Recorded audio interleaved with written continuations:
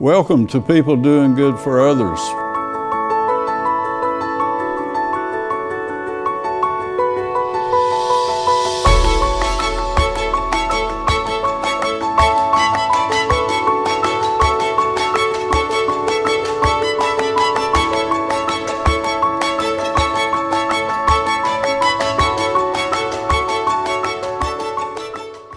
Good morning. I'm Gary York, and this is People Doing Good for Others, where we honor and celebrate those who are truly making significant contributions in our communities.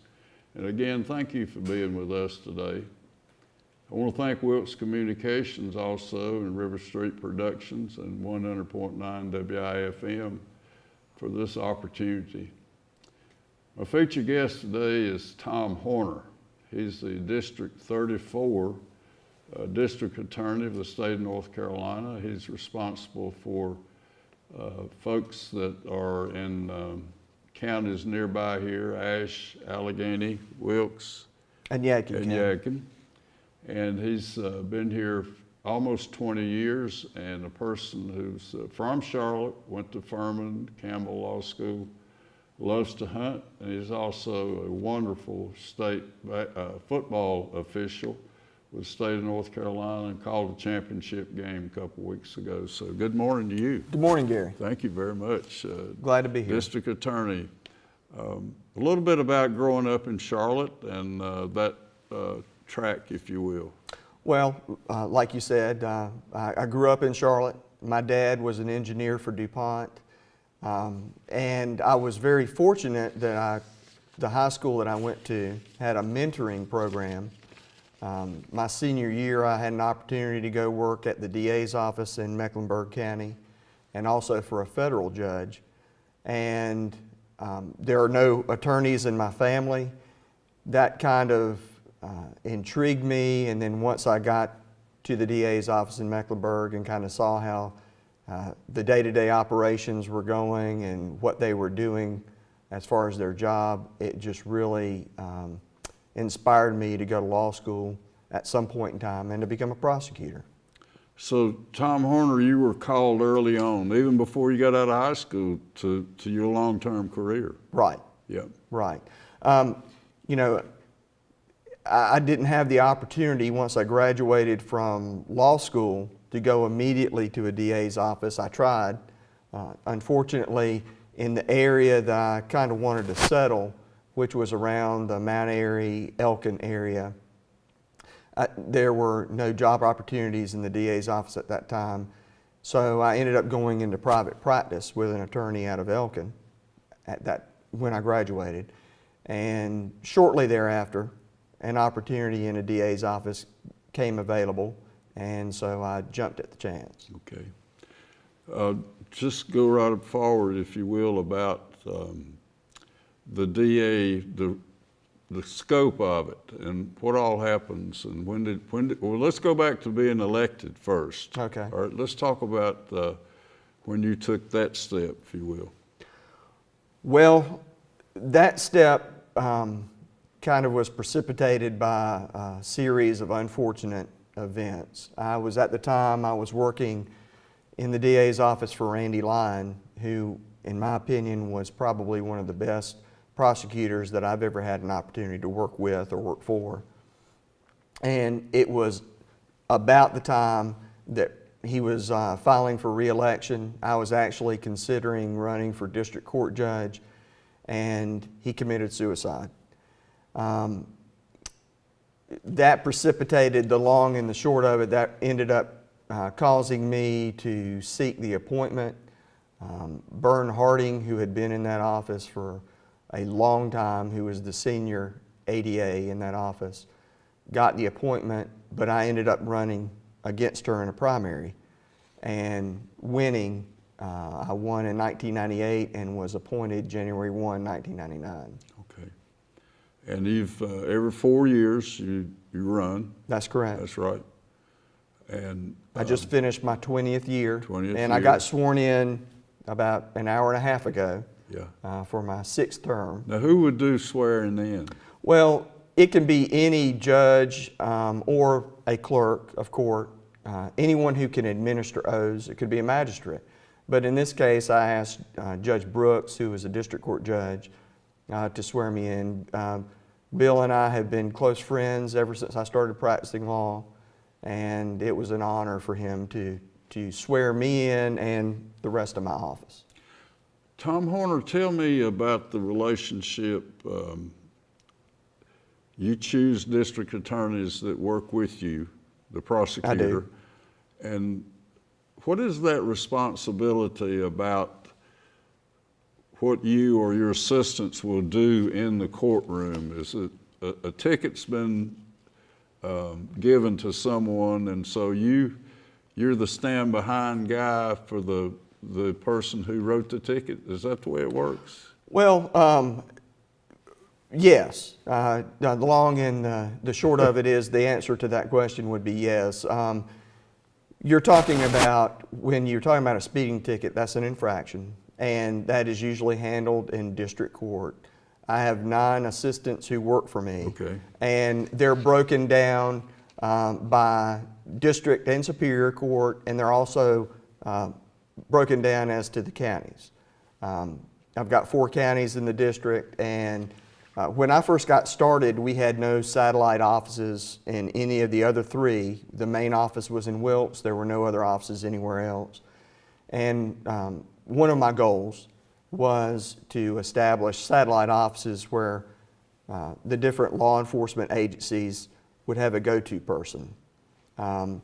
But when a person gets a speeding ticket, they would have a court date assigned, and which could be administrative court, where there only is an ADA in there who's negotiating with that person, or it could go to district court where you have a judge in the courtroom as well.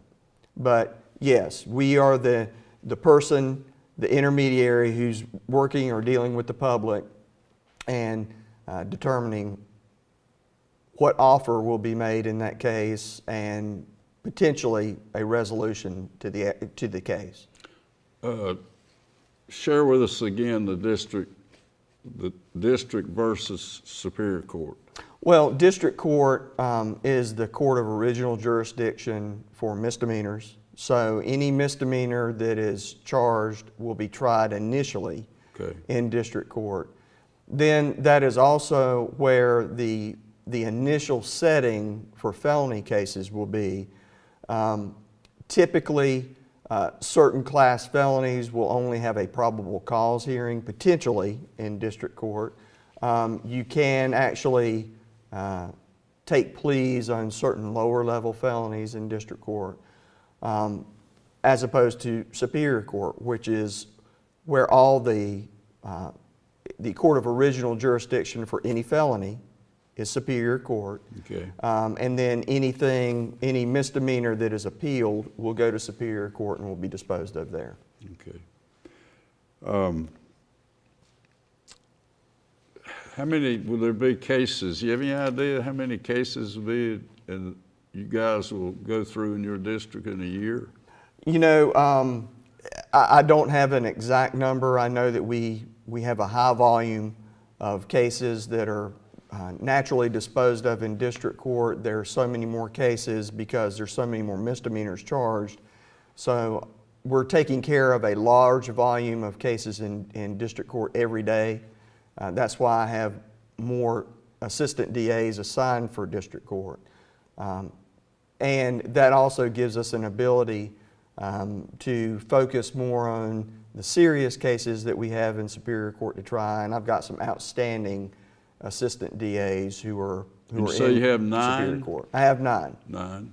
And then there are administrative folks behind those individuals? Right. I have 9 support staff and then an administrative assistant who mainly works directly with me and who is kind of an office manager.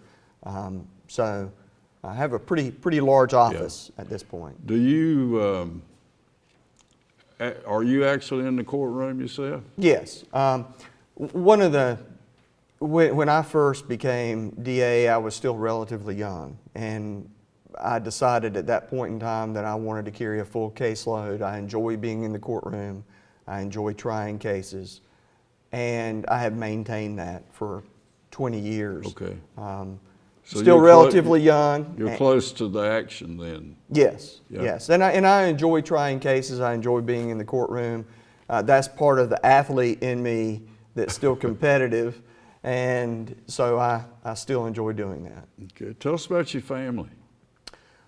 Well, my immediate family, I'm married to Kelly Cobb Horner. We've been married for 26 years. She is a teaching assistant at Mulberry School. Oh. And has been been in the education profession for quite a while, and she does an outstanding job. I'm very blessed to have her as my wife. Our oldest child is a second-year law student at Baylor. He graduated undergrad from Gardner-Webb, and he's doing outstanding at Baylor. A lot better than his dad did in law school. And then my daughter is a junior at Liberty. She is there on an ROTC scholarship for nursing, and she is doing very well. Okay. So we're fortunate to have the kids that we do. Great. And you're also an avid hunter. I am. I've grown up around about shooting and around hunting my whole life. And fortunately, it's been something I've been able to share with my children. They enjoy doing that. So, and as a matter of fact, I was in the woods yesterday evening. Yesterday was the last day of deer season, and so I was trying to take advantage of that. Yeah. Tom Horner, back to the hunting, you mentioned also turkey, that that's maybe your biggest enjoyment. Talk about that. Well, I think, going back to the athlete part, the enjoyment about turkey hunting is you actually, most of the time, get to engage the bird. You get to try to call the bird, try to get the bird to come into you when you're hunting a turkey. And you usually can, you're more active and moving around when you're doing that. And so I just find that a lot more enjoyable. I love deer hunting, don't get me wrong, but I enjoy turkey hunting because you're actually one-on-one potentially with that bird, and you're trying to coax him in.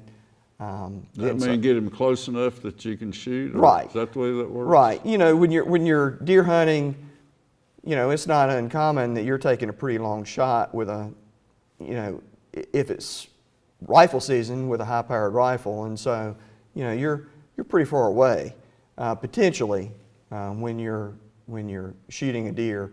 With a turkey, you've got to get him generally inside 50 yards before you're going to have a legitimate chance. You shoot turkeys with shotguns? With a shotgun. Shotgun. Right.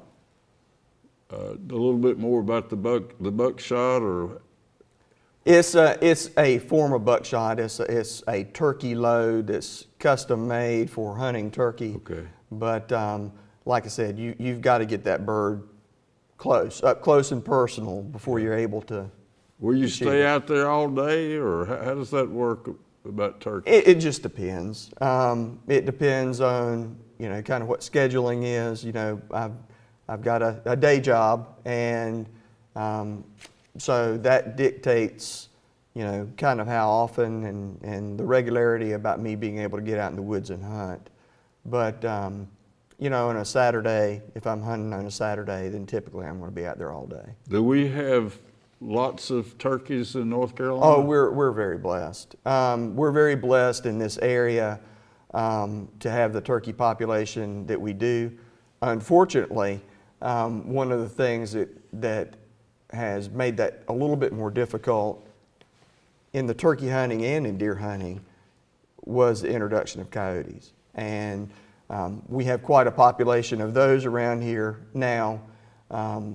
And so a lot of hunters will actually hunt the coyotes to try to help with the deer population and the turkey population. Wow, okay. You're an outstanding high school football official.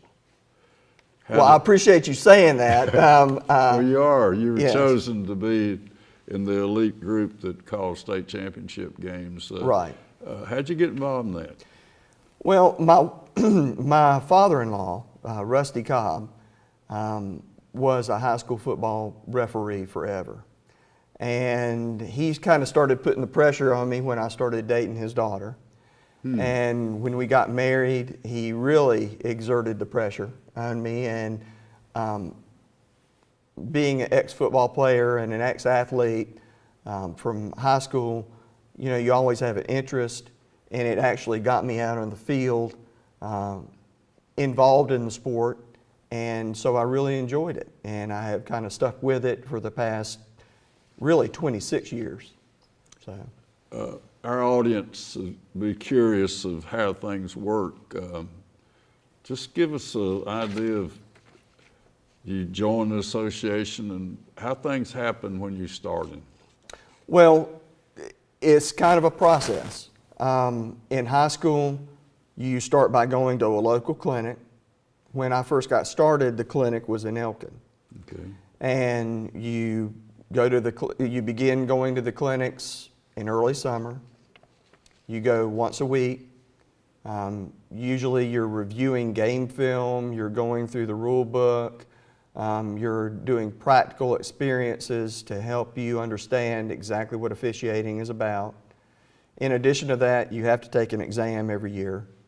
You have to do so many number of scrimmages every year. So it is kind of and you have to go to a state clinic and then a regional clinic before the football season ever starts. And that is done every single year. So you start maybe a JV game, and then the next year you'd get a varsity or this. Tell us about your association. Where is it? What is a booking agent? Just tell us some more about what goes on behind the scenes. We see 5 or 7 officials on the field, but how'd they get there? Those Sure. type things. Sure. Well, first of all, typically with any association, most officials have to have at least 2 years doing JV football, doing the little leagues, before they can ever get on the football field to do a varsity game. Now, when I first got started, it's very much actually like right now. There was a need for officials, and I actually got on the varsity field my second year. But our association, current association, Inter-Piedmont, very proactive about being innovative. We have what's called technical advisors that can be assigned unbeknownst to a crew of officials to a football game. They will, once the season starts, they will come to that assigned game. They will grade you out. Also, coaches are required to submit game films that those technical advisors who may not have been at your game, but they are assigned your game film to evaluate. And so you are constantly being evaluated over a period of the season by your technical advisors and by the supervisor for your association. And what happens is you're graded on that, you're given a grade for your exam, you're graded out on your scrimmages, and at a point in time that supervisor for your association will go over that and make determinations as to who is going to be given playoff games, and then further if you get a state championship. Every coach, head coach evaluates you and grades you every game. Is that part of it too? Well, the head coach would not necessarily do an evaluation, but what does go into that regional supervisor's decision is they certainly know who the regional supervisor is. And if they have a complaint, then you can rest assured that after a game on a Friday night, that regional supervisor would get a phone call either late Friday night or early Saturday morning if there was an issue. And sometimes that happens, and then the regional supervisor would go to the game film, look at it for himself, and make a decision as to whether or not there actually was an issue or if the official was correct. Yeah. Tom Horner, you've, now how many years do you have? I've actually got 26 total years. This was my 25th year of varsity officiating.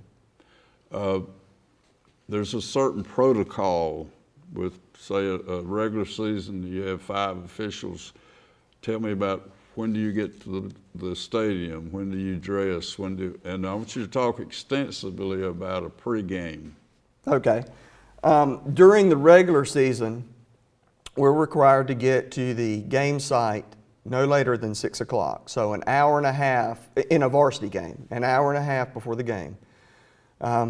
We're required to wear business casual, so we can give the persona that we're there in a professional capacity. And typically we can get dressed in about 30 minutes. Then there's a 30-minute pregame that's run by the head referee. And during that pregame, you go over several things. You go over perhaps there are rules that you really want to touch on during that pregame, or their mechanics, positioning on the field, certain aspects of how you want the game to be called as the head referee, discussions about positioning. And so all that is gone over during that 30-minute window of time. Then we're required to be on the field at 7 o'clock to go over certain things with the head coaches, and then also to observe the teams and make sure that there is no unsportsmanlike conduct or any issues between the teams leading up to the game getting started. I see you huddle around the head coaches, Right. Both of them before the game. That's correct. Now, what are you doing then? Well, you're going over with them. You first start with the home coach. You're finding out certain things like how long will halftime be, and then you're getting information like who the captains are going to be, who the talking captain is going to be, what their preferences are as far as a coin toss, because usually the coach can tell you right then what the captain should be saying during the coin toss. He's going over certain plays that maybe are important to him or that he's observed with the other team that he wants us to kind of watch. Concerns? Concerns. And during that period of time where I'm also introducing to him the officials that are going to be on his sideline. So there's good communication. And one of the things that our particular association has been innovative with is that we're all equipped with radios. We're constantly communicating with each other as a crew of officials, but also communicating with the head coaches, letting them know, okay, here's a problem with a certain player. You need to watch out for this certain player on your team. He's getting a little bit out of hand, and maybe you want to talk to him, or giving an explanation about why a certain call happened just now, and that's communicated to the head coach to try to avert a problem. Wow. And you also use drones some. We do. We have an association meeting every year where we go over mechanics. It's actually on the field training. It's usually at one of the local high schools central to that association. And we have used drones to film those mechanics so that we can look at that. We have a website that we can go to, and we can refer to the film footage during the season if something comes up and we want to review, just to make sure that we're all on the same page as officials in how we do our job.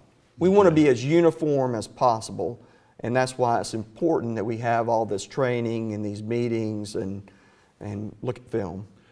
Skills.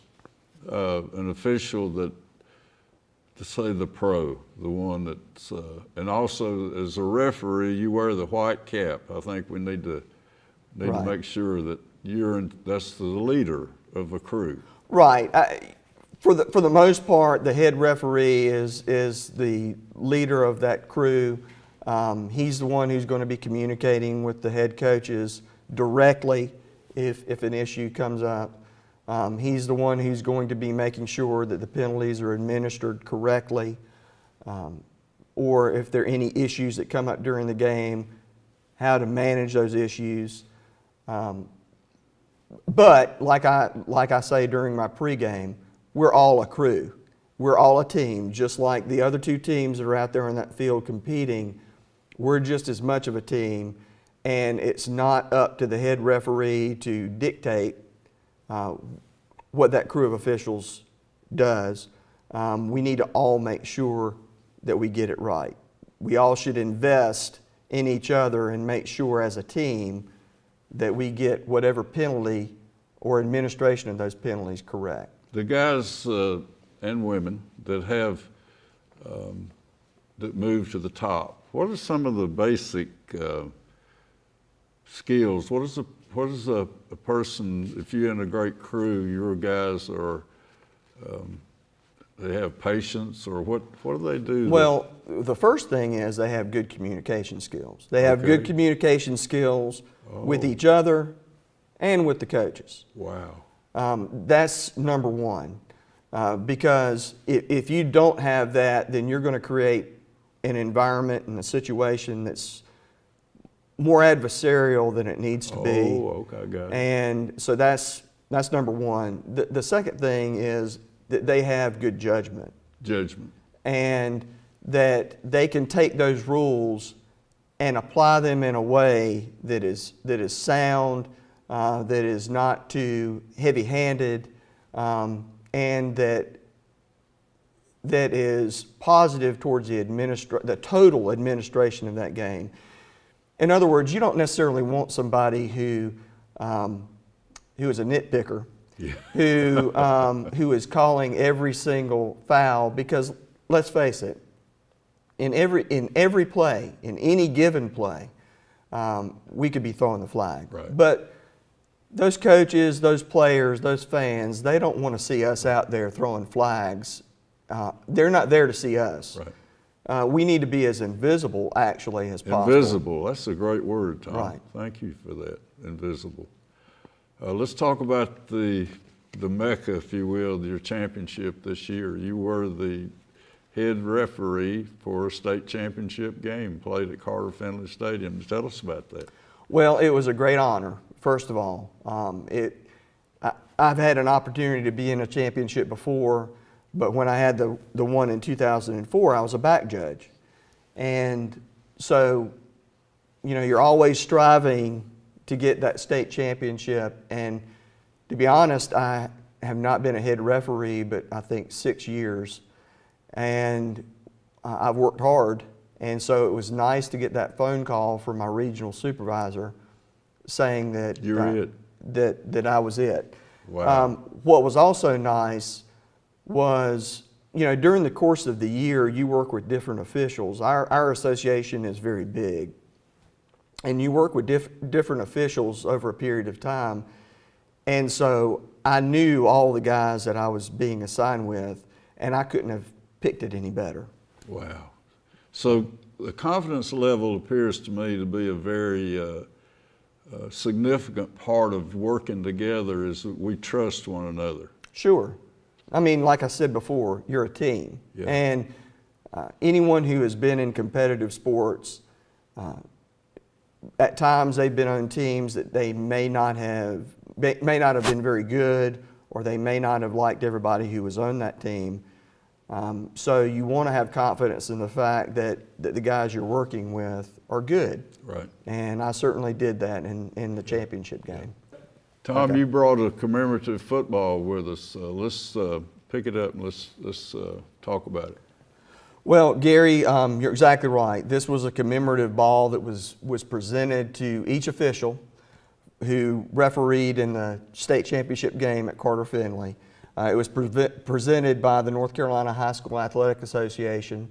It's got the score on it. Reidsville High School actually won the game with 4 seconds left on the clock with a game-winning field goal. But more importantly, I think it's more special to me, it's got the signatures of all the other officiating crew who was in that game with me. And I think that's probably what's going to mean more to me than anything. The great team. Tom Horner is the District 34 DA. You're also a higher level North Carolina State High School Athletic Association official, and being the referee, you're the guy with the white hat. Your life has been rewarding.